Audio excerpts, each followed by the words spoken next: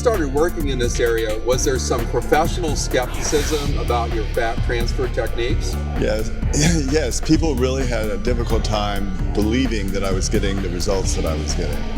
And what they would do is they would go and try the procedure, but make up a totally different procedure and try to compare it with what I was doing.